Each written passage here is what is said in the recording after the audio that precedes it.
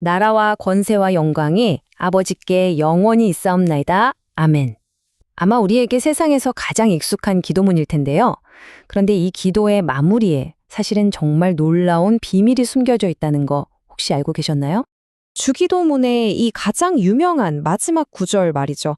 과연 성경 원본에도 처음부터 있었을까요? 오늘 이 심층 분석은 바로 이 도발적인 질문에서부터 시작합니다.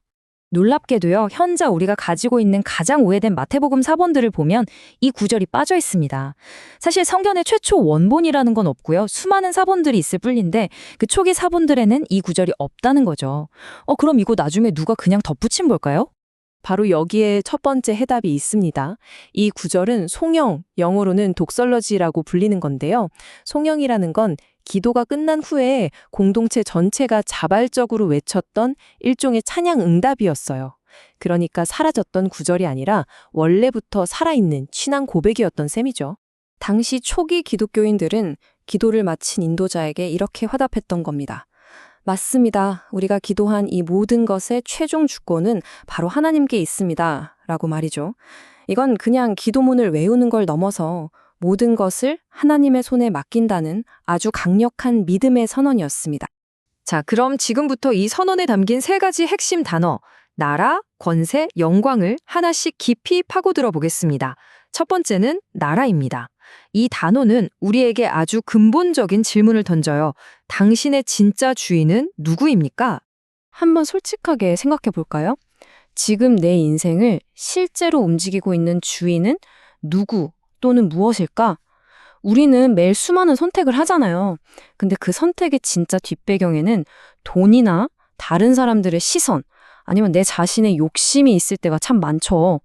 어쩌면 우리도 모르는 사이에 여러 주인에게 질질 끌려다니고 있는지도 모릅니다. 그 당시 로마 제국에서는요, 모든 사람이 카이사르가 주님이다 라고 고백해야만 했습니다. 이건 황제에게 목숨을 걸고 충성하겠다는 정치적인 선언이었어요. 하지만 초기 기독교인들은요, 똑같이 목숨을 걸고 이렇게 외쳤습니다. 아니, 예수가 주님이다. 여기서 주님으로 번역된 헬라어 큐리오스라는 단어가 굉장히 중요합니다. 큐리오스는 그냥 주인이 아니라 내 생명과 재산에 대한 최종 결정권을 가진 진짜 주인을 의미했거든요. 그러니까 예수가 큐리오스다라는 이 고백은 내 삶의 최종 결정권자는 황제가 아니라 오직 예수 그리스도 한 분이라는 그야말로 혁명적인 선언이었던 겁니다. 그래서 이 고백은 두 개의 길 사이에서 명확한 선택을 요구하는 것이었습니다. 힘으로 다른 사람을 억누르고 지배하는 세상의 방식, 즉 카이사르의 길을 따를 것인가, 아니면 사랑으로 섬기고 생명을 살리는 예수의 길을 따를 것인가 하는 그런 선택 말입니다. 이 선택은 바로 두 번째 개념인 권세와 직접 연결됩니다. 세상이 말하는 힘과 하나님이 보여주시는 힘은 도대체 어떻게 다를까요? 파괴하는 힘일까요? 아니면 창조하는 힘일까요? 보통 세상이 말하는 권세, 즉 힘이라는 건 다른 사람을 내 뜻대로 복종시키는 능력이죠.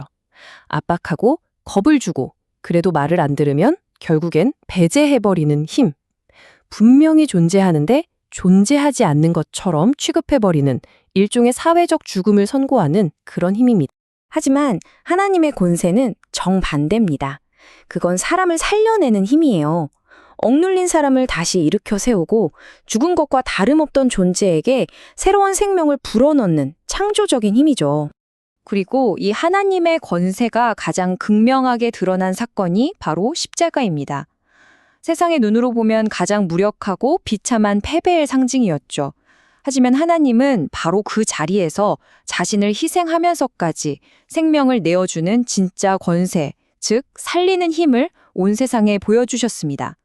지배가 아닌 희생에서 진정한 힘이 나온다는 놀라운 역설이죠. 자, 이제 마지막 개념으로 넘어가 보겠습니다. 영광입니다. 우리는 보통 영광이라고 하면 뭔가 빛나고 화려한 이미지를 떠올리잖아요. 그런데 이 단어의 원래 의미를 알게 되면 그 뜻이 얼마나 구체적이고 우리의 삶과 밀착되어 있는지 아마 깜짝 놀라실 겁니다. 여기서 정말 흥미로운 지점이 이거예요. 영광의 원래 헬라어인 독사의 뜻은 바로 무게입니다.